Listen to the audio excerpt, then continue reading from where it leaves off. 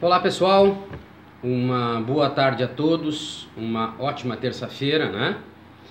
Para todos vocês, obrigado mais uma vez pela participação junto ao nosso canal no YouTube. É um canal que visa, de certa forma, óbvio, mostrar os serviços prestados pela minha empresa, pela Perericogo, uma empresa de consultoria, mas também visa, né, mostrar ou trazer à tona a dificuldade, né, que a cadeia produtiva da carne bovina brasileira vem passando.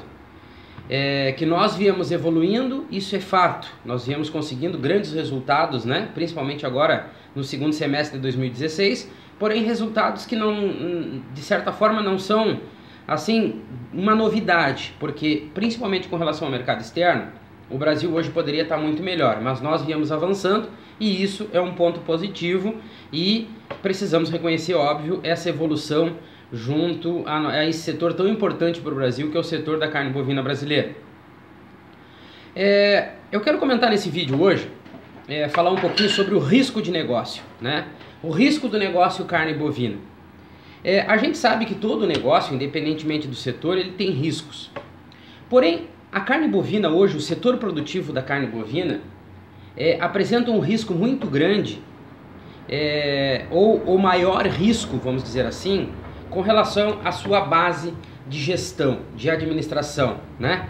De maneira geral, esse hoje é o maior desafio, é o maior risco que nós viemos tendo, principalmente na parte de planejamento e divisão de negócio, né? Com relação a mercados, existem ao longo dos anos, né, e a gente já sabe porque vem passando por isso há muito tempo, eu particularmente me lembro há 20 anos atrás, que existem, né, variações que já fazem parte do negócio, variações que ao longo dos anos, né, empresas, pessoas, profissionais criam, né, ou passam uma perspectiva com relação a um ano posterior, né, a um tempo, né, mais à frente, porém que vem se mantendo, que nem nós temos a questão, né, da entre-safra do gado gordo, né, a diminuição de gado gordo, de oferta de animais prontos para abate.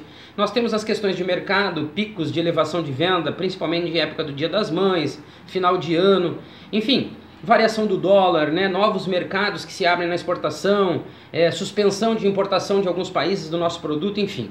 Existem várias variações que nós já sabemos identificar ou prever ao longo dos anos. Porém, essa questão administrativa, e eu não estou falando de empresários ou de frigoríficos ou de pecuaristas, né? Enfim, é de um todo. Nós precisamos melhorar.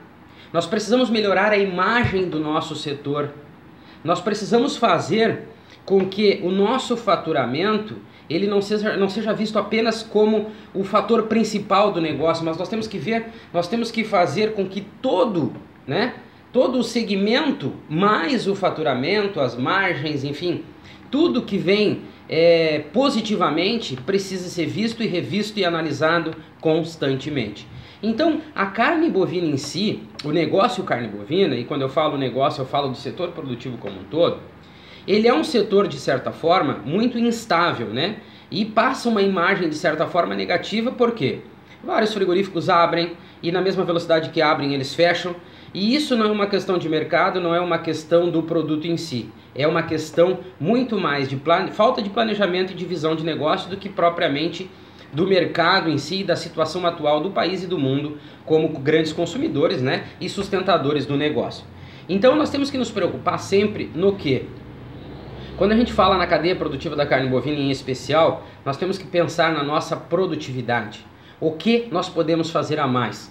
Eu vejo que às vezes a mídia, de forma geral, gosta de passar e criar uma visão que frigorífico produtivo, lucrativo, né? Ele é um frigorífico que precisa ser composto de grandes tecnologias e investimentos, e eu estou aqui hoje para dizer o contrário.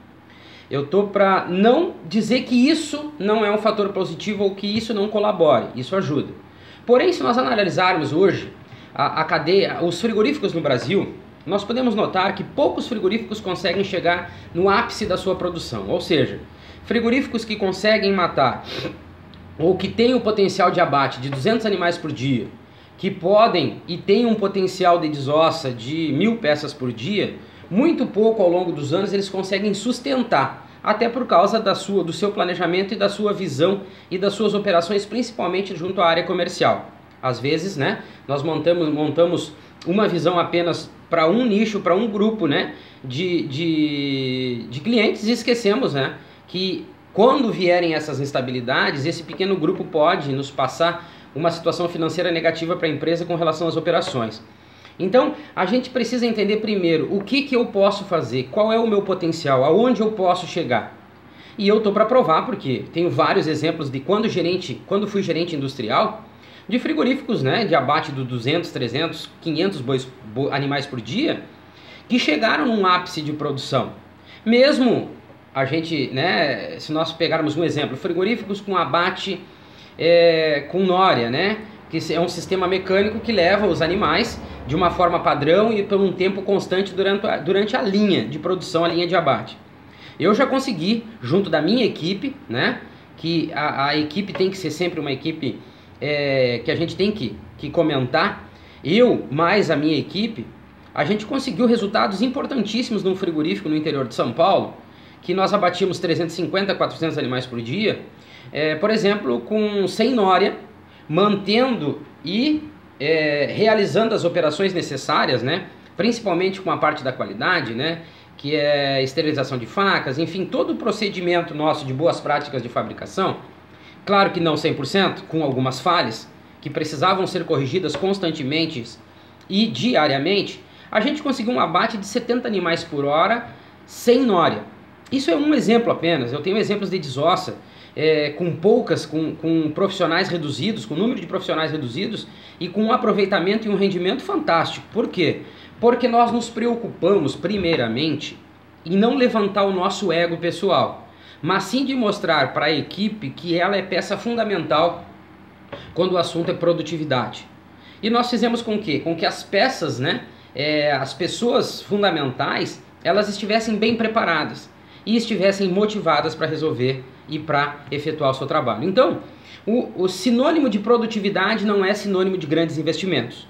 Um frigorífico com pouco investimento, porém que esteja bem estruturado, primeiramente bem estruturado de pessoas, de profissionais, que tenha um objetivo traçado e um plano de negócio definido, ele consegue ser altamente produtivo.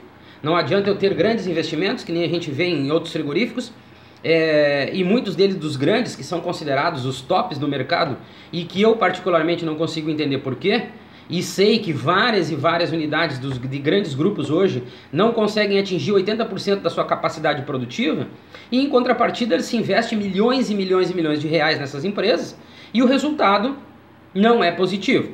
Se nós analisarmos, né, os balanços, a gente vai ver que muitos períodos durante o ano as empresas não conseguem atingir uma lucratividade positiva.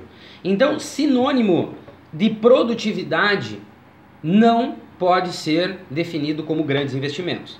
O investimento principal são nas pessoas, são nos colaboradores, e depois para nós definirmos o que nós estamos buscando. Essas são as primeiras preocupações. E claro, nós não podemos nos manter refém do mercado, nós não podemos trabalhar focado em apenas um pequeno grupo, ou seja, aquele grupo que nos acompanha há tanto tempo, quando nós estamos falando da correlação frigorífico-consumidor. Os frigoríficos precisam inovar constantemente, eles precisam olhar para dentro das suas empresas diariamente, eles precisam avaliar os resultados, entender os resultados, não simplesmente se preocupar em trocar esse ou aquele. Primeiro nós precisamos entender o negócio, e muitos frigoríficos têm as atitudes de troca desse ou daquele, e se nós formos analisar, nem o próprio negócio ainda eles conseguiram entender de fato, de início, meio e fim. Então são situações, né, que a gente não precisa se preocupar, principalmente com relação à competitividade de mercado. Não são os investimentos nas fábricas, em equipamentos, enfim, em estruturas que definem a grande produtividade. Isso faz bem pelo contrário, ele já sai definido 100% um custo mais alto de operação. Primeiro nós precisamos pegar o nosso frigorífico lá que abate 100 animais por dia, que abate 300 animais por dia, 500 animais por dia, e entender o que eu preciso fazer. Eu preciso de uma matéria-prima de qualidade. Em primeiro lugar, eu tenho que ter um produto de primeira linha. E esse produto vai ser de primeira linha, ele já começa a ser definido na compra. ele passa pela transformação, porque de nada adianta eu comprar um lote de animais perfeitos, se dentro do abate eu já tiver um problema de operação no couro, se eu já tiver um problema de operação de carcaça, se eu já tiver um problema de operação na retirada dos miúdos, que tudo isso aí contribui negativamente para nós entendermos a rentabilidade e os rendimentos desses produtos quando nós formos definir o preço final. Então nós temos que ter uma operação boa. E no final, para nós consagrarmos realmente a operação como positiva, nós temos que vender bem. Nós não podemos leiloar carne. Nós temos que estar constantemente olhando para o mercado, buscando clientes em potencial. Clientes que mais exigentes, né? Que se apresentem mais exigentes, porém que estejam dispostos a pagar mais por um produto diferenciado. Então, aos frigoríficos eu digo, não se preocupem, né, com aquelas empresas que investem muito dinheiro nas suas unidades. Primeiro, tentem entender se isso não é uma maneira de dizer eu estou com a corda no pescoço e não tenho mais o que fazer. Segundo, olhem para dentro das suas fábricas. Vejam se vocês estão conseguindo produzir mais, se estão conseguindo produzir o suficiente para sustentar o negócio. Depois, olhem para suas equipes, vê se essa capacidade produtiva é compatível com a sua equipe que está aí dentro trabalhando.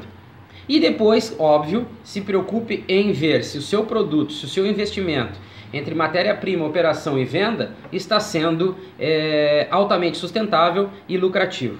Nós da empresa Pereira & Kogo, de consultoria, podemos oferecer, né, estamos oferecendo o nosso trabalho de maneira a auxiliá-lo, né, na busca pelos melhores resultados. A nossa empresa atua de maneira geral entre compra de gado, transformação e venda.